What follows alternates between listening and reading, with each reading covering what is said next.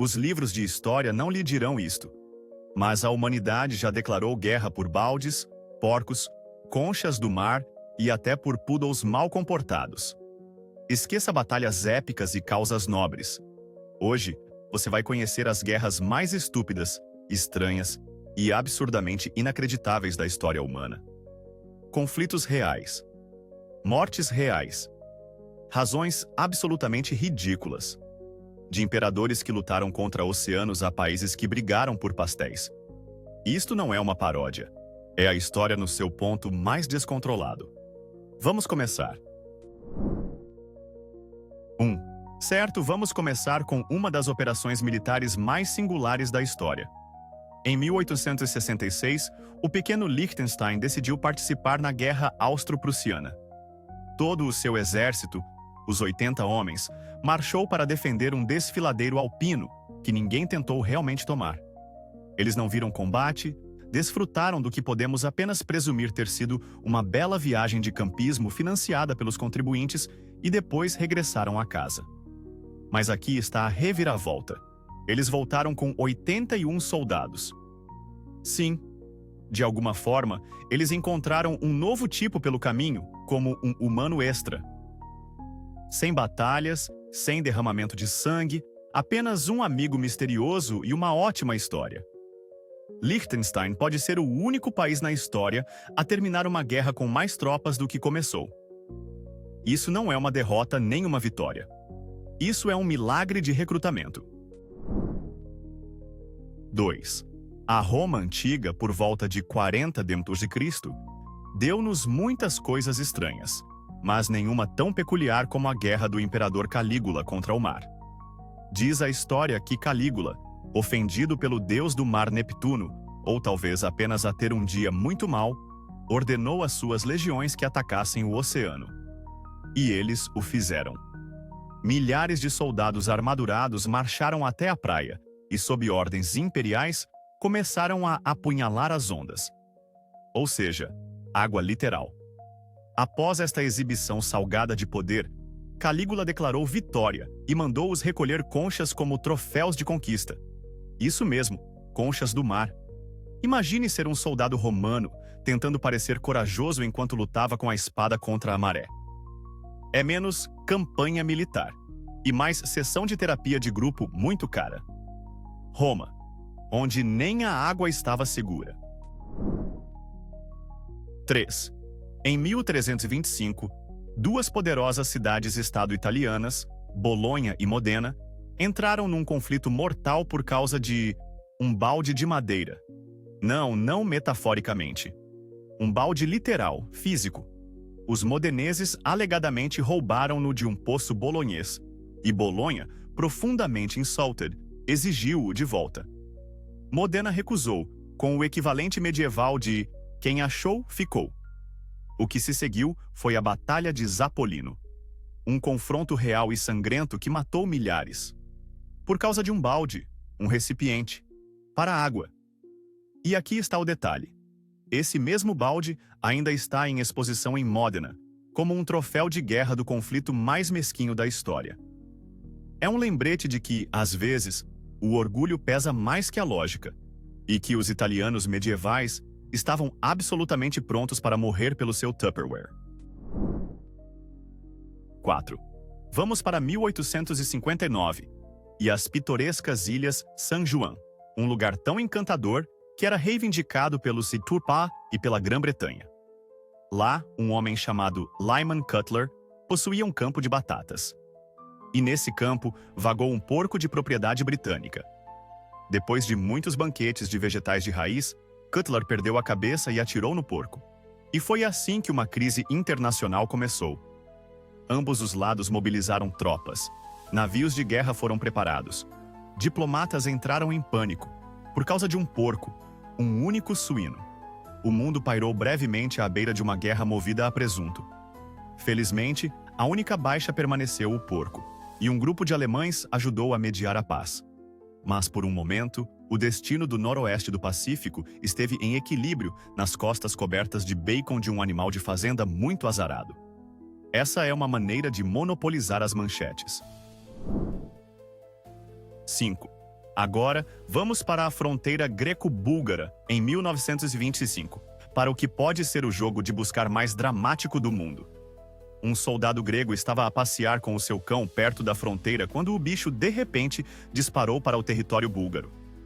O soldado perseguiu-o, mas foi tragicamente baleado pelos guardas búlgaros. A Grécia, compreensivelmente furiosa, emitiu um ultimato firme e, quando isso falhou, lançou uma incursão militar. Isso mesmo, uma guerra por causa de um cão. Ficou conhecida como a Guerra do Cão Vadio, porque a história tem senso de humor. A Liga das Nações teve de intervir e apaziguar a situação, provavelmente enquanto perguntava a ambos os lados: "Vocês estão a falar a sério?" Ninguém sabe o que aconteceu ao cão, mas é seguro dizer que ele iniciou um dos mais cabeludos colapsos diplomáticos do século XX. 6. Em 1839, Missouri e o território de Iowa quase entraram em guerra por algo que o ursinho Pooh apoiaria absolutamente: mel. Uma faixa de terra rica em árvores produtoras de mel era reivindicada por ambos os lados. Missouri tentou taxar os residentes de lá. Iowa disse: "Não são suas abelhas, não são suas árvores." E as tensões aumentaram. Ambos os lados de fato convocaram suas milícias. Sim, homens armados mobilizados por causa de xarope. Por algumas semanas tensas, rifles e ânimos estavam à flor da pele. Felizmente, nenhum tiro foi disparado, e a Suprema Corte dos Atimoreiro-Facécio acabou intervindo com o equivalente legal de um borrifador. Mas por um doce momento na história americana, parecia que a guerra poderia estourar não por petróleo, terra ou política, mas porque dois territórios realmente queriam a mesma cobertura pegajosa para o café da manhã. 7. Agora estamos na Cidade do México, 1838. Um confeiteiro francês chamado Monsieur Remontel alegou que oficiais mexicanos haviam saqueado sua padaria anos antes, destruindo seus preciosos produtos de panificação. Ele exigiu 60 mil pesos em indenização, uma quantia absurda mesmo para um Weckler muito sofisticado. A princípio, o México zombou dele. Então a França se envolveu. E por se envolveu, quero dizer que eles enviaram uma frota naval inteira, bloquearam portos e bombardearam uma fortaleza. Sim, esta foi uma guerra travada, literalmente, por causa de doces. Diplomatas poderiam tê-la resolvido com croissant e café. Em vez disso, canhões dispararam. Soldados lutaram. A Guerra dos Bolos tornou-se uma coisa muito real. Imagine só explicar aos seus filhos que seu navio afundou por causa de uma disputa internacional sobre tortas estragadas. Bom appétit, diplomacia. 8. Nossa próxima aberração vem de 1739, no que ficou conhecido como a Guerra da Orelha de Jenkins. 8 anos antes, guardas costeiros espanhóis abordaram um navio mercante britânico e, supostamente, cortaram a orelha do capitão, um homem chamado Robert Jenkins. Eles disseram a ele para levá-la ao seu rei como uma mensagem, e ele o fez. 7 anos depois, Jenkins entrou no parlamento britânico, tirou a orelha, que ele havia mantido preservada em um jarro, e contou sua história. O parlamento, já ansioso por uma luta com a Espanha, usou a orelha como desculpa para declarar guerra. Um conflito militar em grande escala, tudo aparentemente provocado por um pedaço de cartilagem. Ninguém pode dizer se a orelha ainda estava fresca, mas uma coisa é certa: a Grã-Bretanha sabia guardar rancor, com formaldeído. 9. Voltamos ao século XVIII, onde a Áustria lutou contra a Áustria. Em 1788, durante uma campanha contra os otomanos, o exército austríaco montou acampamento perto de Caransebes. Naquela noite, um grupo de soldados foi procurar bebida e encontrou alguns locais vendendo schnapps. Logo estavam bêbados, barulhentos e fortemente armados. Um disparo acidental causou pânico. Outros pensaram que os otomanos estavam atacando, e na escuridão, o caos irrompeu. Regimentos inteiros atiraram uns nos outros, às cegas. Cavalos fugiram, oficiais gritaram em 5 idiomas diferentes, e pela manhã, centenas estavam mortos inteiramente por fogo amigo. O verdadeiro exército otomano chegou 2 dias depois para encontrar um campo de batalha já coberto de corpos. A Áustria havia lutado e derrotado a si mesma. Às vezes o inimigo está dentro, literalmente. 10. Agora voltamos à América para a Guerra de Aroostook, também carinhosamente conhecida como a Guerra do Porco e Feijão. Era 1838, e o estado americano do Maine e a Nova Brunswick, controlada pelos britânicos, não conseguiam concordar sobre onde era a fronteira. Então, o que fizeram? Enviaram lenhadores, não diplomatas, não soldados, homens munidos de machados, vestidos de flanela. Quando as tensões aumentaram, ambos os lados convocaram milícias. Fortes foram construídos, suprimentos foram estocados. No entanto, nenhum único tiro foi disparado. A guerra toda envolveu telegramas irados, algumas prisões e muitas refeições à base de feijão. Eventualmente, o Tratado Webster-Ashburton traçou uma linha agradável e pacífica no mapa. Mas por um tempo, o conflito internacional pairou sobre bacon, feijão e bétulas. A quase guerra mais aconchegante da história. 11. É 1900, e no que hoje é Gana, o Império Britânico decidiu fazer o que fazia de melhor: exigir sentar-se em algo sagrado. O povo Ashanti possuía o Banco Dourado, um símbolo reverenciado de sua nação e autoridade espiritual. O governador britânico, numa exibição deslumbrante de ignorância colonial, solicitou sentar-se nele. Isto não era apenas uma cadeira. Acreditava-se que continha a alma do povo Ashanti. Sem surpresa, os Ashanti não receberam isso bem. Eles se rebelaram, e o conflito ficou conhecido como a Guerra do Banco Dourado. Os britânicos eventualmente recuaram, com o rabo entre as pernas, e o banco foi escondido para segurança. Que isso sirva de lição. Nem todo assento é para sentar, especialmente aqueles que literalmente contêm a alma de alguém. 12. Agora vamos falar sobre a Guerra do Whisky, um impasse de décadas entre o Canadá e a Dinamarca por uma rocha desabitada chamada Ilha Hans. Ninguém morava lá, não havia recursos. Era apenas um pedaço de pedra ártica.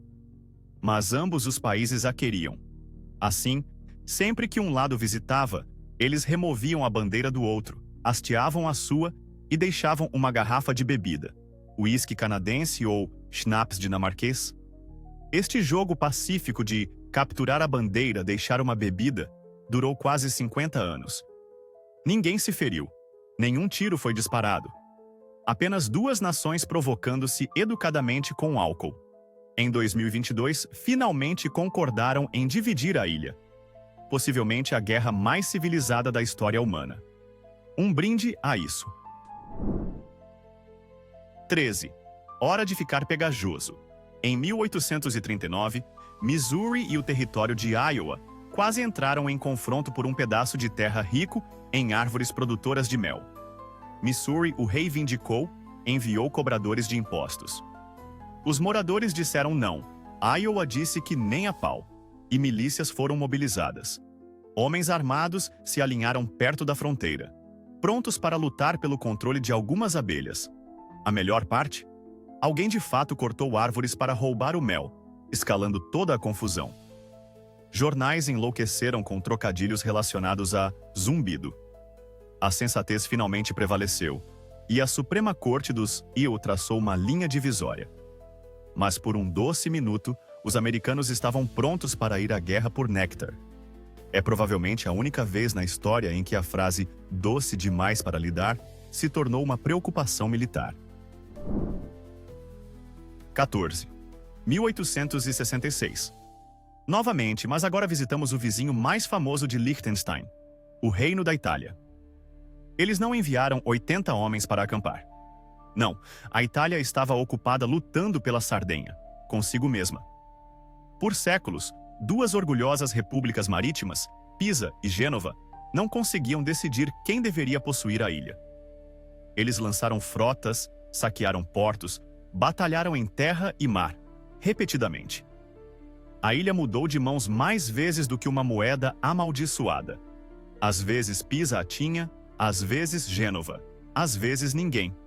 Uma fonte até alegou que eles tentaram roubar as igrejas uns dos outros, tijolo por tijolo, apenas para provar um ponto.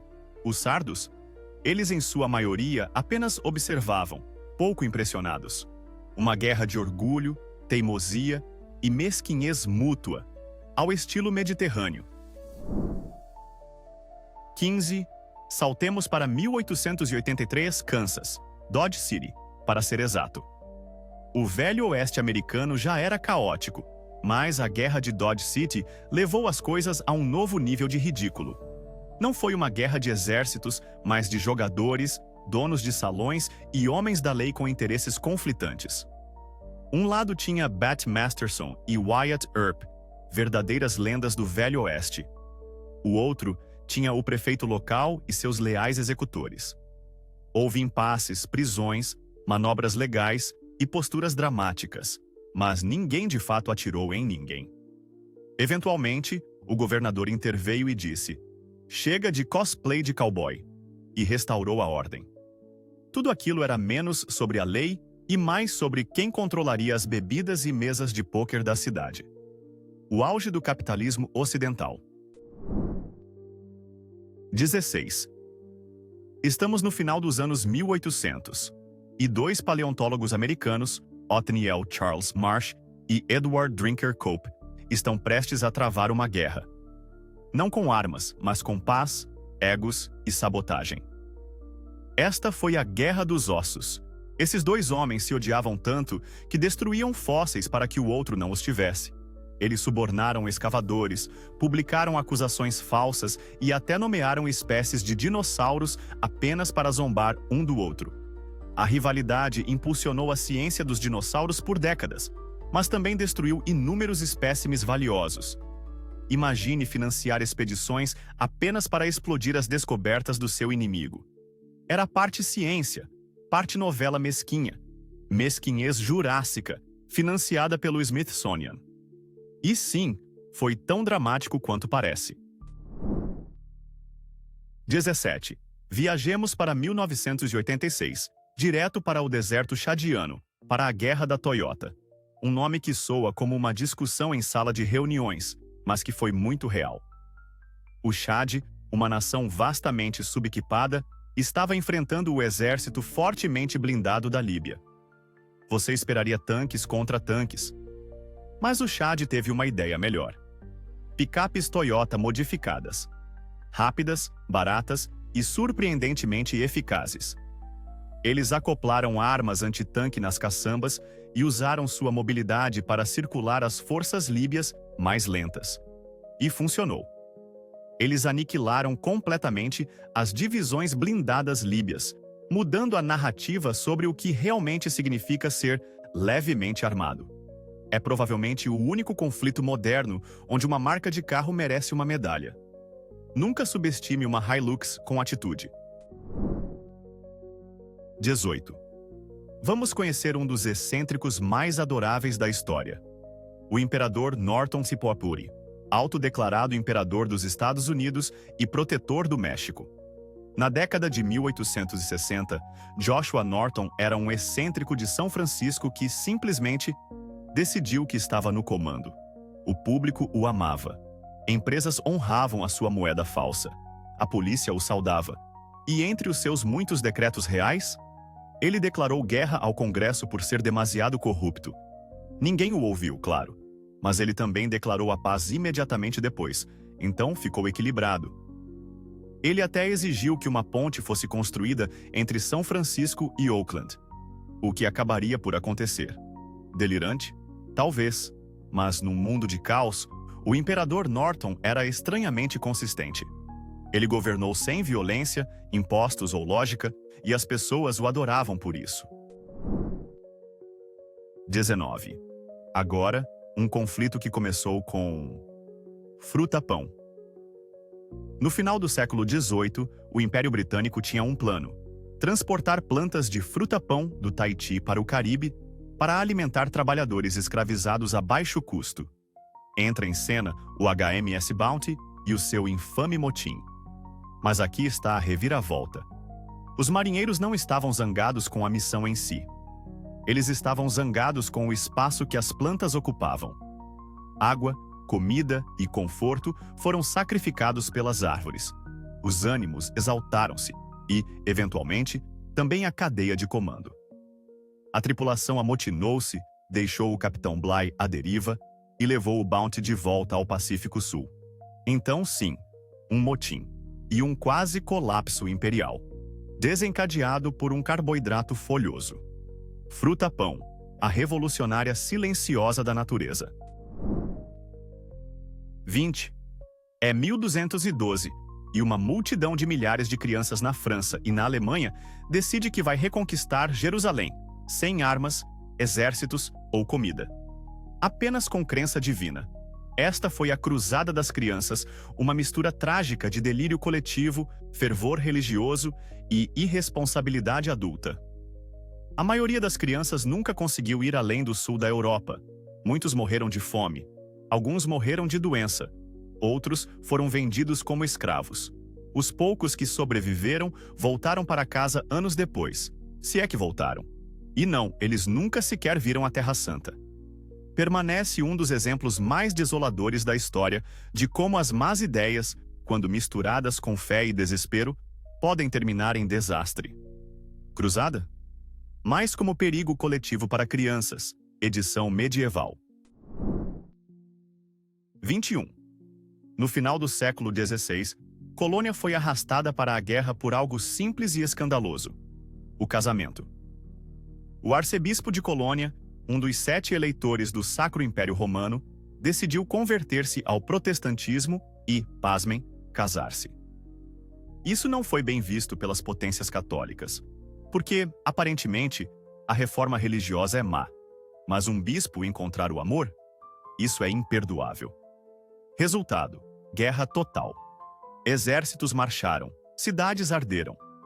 Tudo porque um homem santo escolheu uma esposa em vez do celibato, e Roma se irritou por isso.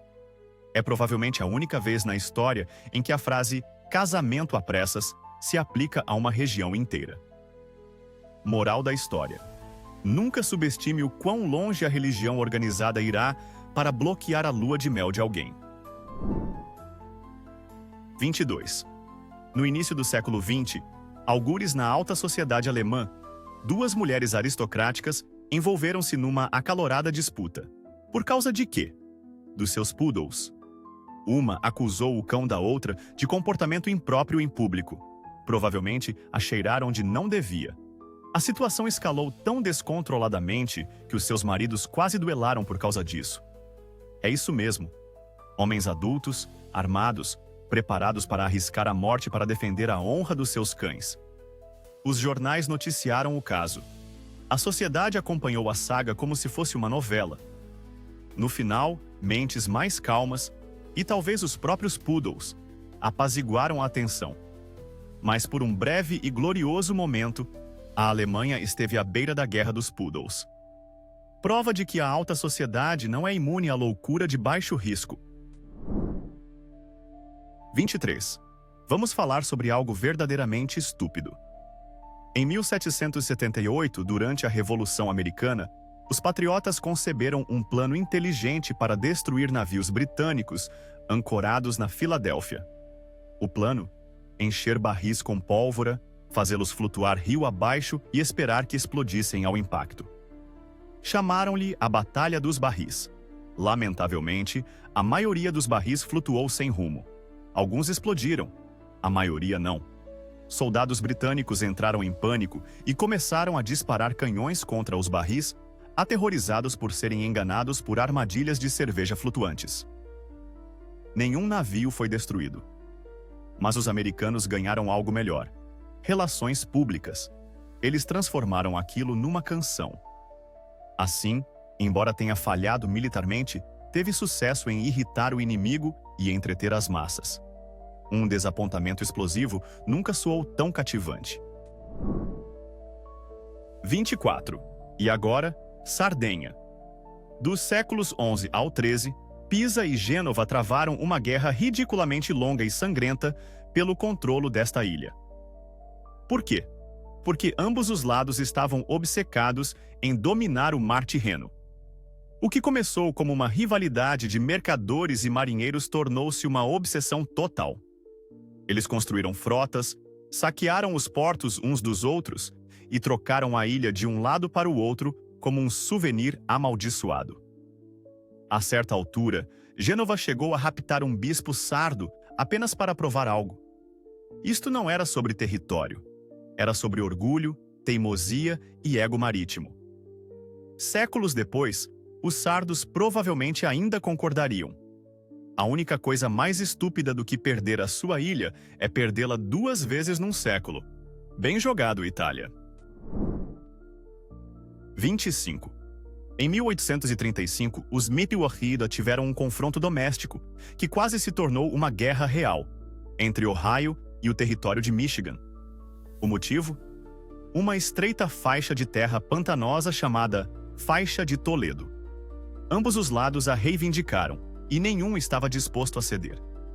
Milícias foram mobilizadas, tropas confrontaram-se, e por algumas semanas tensas, o país encarou a mira da absurdidade civil. Tiros foram disparados, para o ar. Um homem foi esfaqueado, por acidente. O resto foi apenas gritaria e papelada. Eventualmente, o governo federal deu Toledo a Ohio e concedeu a Michigan um prêmio de consolação: a Península Superior. Porque o que diz, desculpe por tirarmos sua lama, como quilômetros de floresta congelada? Foi a resolução de conflitos americana no seu ponto mais mesquinho. 26. Islândia versus Reino Unido. Não na Eurovisão, mas no Atlântico Norte por causa de peixe. Dos anos 1950 aos 1970, as guerras do bacalhau assolaram enquanto a Islândia estendia seus limites de pesca, e o Reino Unido se recusava a reconhecê-los. Arrastões britânicos continuaram a pescar. Barcos patrulha islandeses tentaram detê-los, e o que se seguiu foi uma batalha de 1 década de corte de redes, abalroamento de navios e tapas de peixe diplomáticos. Ninguém declarou guerra oficialmente, mas os nervos estavam em frangalhos e os cascos amassados. Eventualmente, a Islândia conseguiu o que queria: e direitos de pesca exclusivos. Pode ser o único conflito na história onde a vitória foi medida em toneladas de arinca. Tenso, ridículo e incrivelmente suspeito. 27. Em 1969, as tensões entre El Salvador e Honduras explodiram, e um jogo de futebol foi à faísca. Durante as eliminatórias da Copa do Mundo, a violência eclodiu entre os adeptos, alimentada por questões políticas e de imigração de longa data. Quando El Salvador perdeu, motins irromperam. Dias depois, o exército salvadorenho cruzou a fronteira. Uma guerra real, com ataques aéreos e baixas, tudo desencadeado por uma partida de futebol. Os combates duraram 100 horas antes de um cessar-fogo. Ambos os lados reivindicaram vitória, mas ninguém realmente venceu. Exceto talvez a FIFA, que agora usa esta história para explicar por que leva a segurança nos estádios tão a sério. A guerra do futebol permanece um conto de advertência. Nunca subestime o quão longe as pessoas irão por vingança com chuteiras. 28. Em 1961, a CIA tentou derrubar Fidel Castro em Cuba, enviando um grupo de exilados cubanos para invadir. Foi chamada a Invasão da Baía dos Porcos, e correu tão bem quanto uma missão planeada por um comitê de amadores superconfiantes. Má informação, desembarques falhados e uma subestimação completa das forças cubanas levaram ao desastre. Os exilados foram capturados. A operação foi exposta, e os execuados ganharam um olho roxo internacional tão grande que poderia ter estrelado a sua própria telenovela. Deveria ter sido uma vitória rápida. Em vez disso, tornou-se o exemplo de manual de como não fazer um golpe. Se a história militar fosse um carretel de erros de gravação, este seria o número de abertura. E o bis. 29. Agora, voltamos ao século XV, a França, onde os nobres tiveram uma excelente ideia. Vamos todos revoltar-nos numa rebelião totalmente incoerente. Esta confusão ficou conhecida como a Guerra Louca, La Guerre Folle, e fez jus ao nome. Poderosos aristocratas desafiaram a regência de Ana de Beaujeu. Depois distraíram-se com lutas internas, alianças que duravam 5 minutos e tramas que não faziam absolutamente nenhum sentido. A certa altura, mudaram de lado a meio da guerra. A coroa esmagou a rebelião, principalmente porque os rebeldes passavam mais tempo a apunhalar-se pelas costas uns aos outros do que a lutar de facto. Foi como Game of Thrones, se os escritores tivessem substituído dragões por sogros bêbados e esquecido o enredo a meio. Caos medieval no seu melhor. 30. Em 1667, Luís XIV de França invadiu os Países Baixos espanhóis. E a sua desculpa? Uma bizarra lei de herança chamada devolução, que basicamente dizia que a sua esposa merecia o território porque o pai dela morrera. Era uma tecnicalidade legal com a qual ninguém, exceto 5 acadêmicos empoeirados, se importava. Mas Luís pensou que soava oficial o suficiente, então enviou o exército. O que se seguiu foi a Guerra da Devolução, um conflito curto, relativamente brando, mas que nasceu inteiramente do ego real e de algumas letras miúdas medievais. É como declarar guerra por causa de uma cláusula de testamento confusa. A França exibiu-se, a Espanha fumegou e a Europa suspirou. Acontece que "a minha esposa merece" tem sido um argumento terrível muito antes de existirem argumentos na internet. No século XIII, a Guerra de São Sabas eclodiu entre 2 cidades-estados superpotências, Veneza e Gênova, pelo controle de um único mosteiro na Terra Santa. Apenas um, nem sequer uma fortaleza, um mosteiro. Ambos os lados o reivindicaram, nenhum cedeu, e logo a sua rivalidade escalou para um brutal conflito naval de 14 anos. Frotas foram afundadas, rotas comerciais interrompidas e incontáveis vidas perdidas. Tudo pelo direito de manter algumas paredes, alguns monges e uma vista do telhado de Acre. É possivelmente a disputa de propriedade mais cara da história medieval. Asilo listaria-o como ambiente espiritual, potencial menor de derramamento de sangue. Gênova acabou por vencer, mas, olhando em retrospectiva, todos perderam, especialmente os monges. 32. Em 1983, uma pequena aldeia espanhola chamada Liger declarou guerra à França. A razão? Cidadãos franceses em Paris teriam alegadamente insultado o rei espanhol em visita. Ultrajado, o presidente da Câmara de Liger convocou o Conselho Municipal e, com todos os 300 residentes por trás dele, declarou oficialmente as hostilidades. A França nunca notou. Nenhum soldado foi enviado. Nenhum tiro foi disparado. Por mais de 100 anos, a guerra permaneceu ativa, inteiramente no papel. Finalmente, em 1983, Liger declarou formalmente a paz. Eles não tinham feito nada agressivo, mas tinham marcado uma posição. É provavelmente a única guerra na história travada com 0 armas e 100% de orgulho. Diplomacia por gesto dramático, edição de Pequena Cidade. 33. E terminamos com a guerra mais curta já registrada. A Guerra Anglo-Zanzibariana de 1896. Após a morte do sultão, os britânicos queriam o seu candidato preferido no comando. Zanzibar discordou e fortificou o palácio. Os britânicos emitiram um ultimato, foram ignorados, e às 9h02 da manhã abriram fogo. Às 9h40 tinha terminado. 40 minutos. Um lado perdeu toda a sua marinha, um barco, o palácio foi arrasado e o novo sultão rendeu-se imediatamente. A guerra terminou antes que a maioria das pessoas sequer terminasse o pequeno almoço. Permanece o detentor do recorde mundial do Guinness para o conflito armado mais breve. Imagine ir para a guerra, perder tudo e ainda assim terminar a tempo do brunch. O L mais rápido da história. Então, aí está. 33 guerras que nos fazem questionar como a nossa espécie conseguiu sequer passar da Idade do Bronze. E agora é a vossa vez. Qual foi a mais ridícula? Ou melhor, conseguem nomear uma guerra que seja ainda mais estúpida que estas 33? Deixem-na nos comentários e, se for suficientemente louca, poderemos apresentá-la no próximo episódio. Se isto vos fez rir, franzir a testa ou gritar "o quê?" para o vosso ecrã, sabem o que fazer? Deixem o gosto, subscrevam e vamos reescrever a história. Uma absurdidade de cada vez.